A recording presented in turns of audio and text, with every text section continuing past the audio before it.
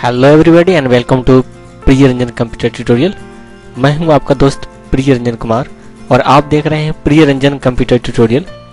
दोस्तों, टैली के इस लेसन में हम सीखेंगे जर्नल। इसके अंतर्गत हम आपको मीनिंग ऑफ जर्नल के बारे में बताएंगे और साथ ही साथ हम समझेंगे फॉर्मेट ऑफ जर्नल। हिसाब किताब रखते वक्त कोई भी एंट्री सीधे लेजर में नहीं की जाती है, बल्कि पहले उसे जर्नल में लिखा जाता है। उसके बाद उसके आधार पर खाते बनाए जाते हैं। टैली में जब हम एंट्री करते हैं तो वह अपने आप ही संबंधित खातों में पोस्टिंग कर दिया जाता है। जर्नल को हम इस प्रकार से समझते हैं। कॉमर्स की भाषा में जर्नल प्रारंभिक लेख की वह पुस्तक है जिसमें व्यापारी अपने दैनिक लेन देन का लेखा पूरे विवरण सहित डेबिट और क्रेडिट में उनको वर्गीकृत करके डेट वाइज और जिस क्रम में सौदे हुए हैं उस क्रम में करता है। आइए अब हम देखते हैं जर्नल का प्रारूप।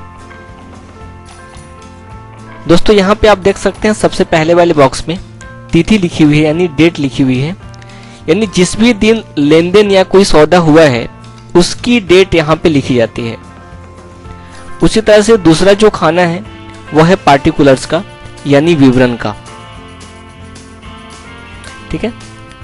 जैसा कि हम जानते हैं कि प्रत्येक सौदे के दो पक्ष होते हैं। जब हम जर्नल में कोई एंट्री करते हैं तो इसमें हमेशा एक पक्ष डेबिट और दूसरा पक्ष क्रेडिट होता है। तो यहाँ पे बताए हुए फॉर्मेट में आप देख सकते हैं कि कैश अकाउंट जो है वो क्या हुआ है, यहाँ पे डेबिट हुआ है, और कैपिटल अकाउंट जो है वो यहाँ पे क्रेडिट हुआ है। कैपिटल अकाउंट यहाँ पे क्रेडिट हुआ है।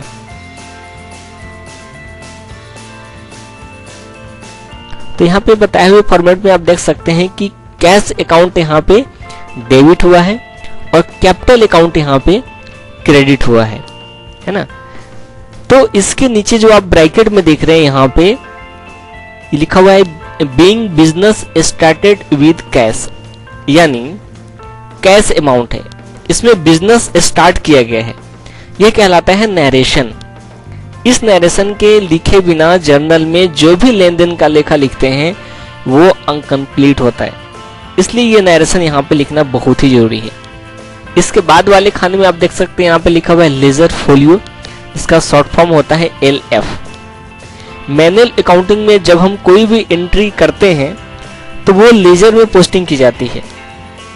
तो यहाँ पे याद रखने के लिए कि जर्नल की इस एंट्री की पोस्टिंग हुई है या नहीं हुई है, और यदि हुई है तो कहाँ पे हुई है।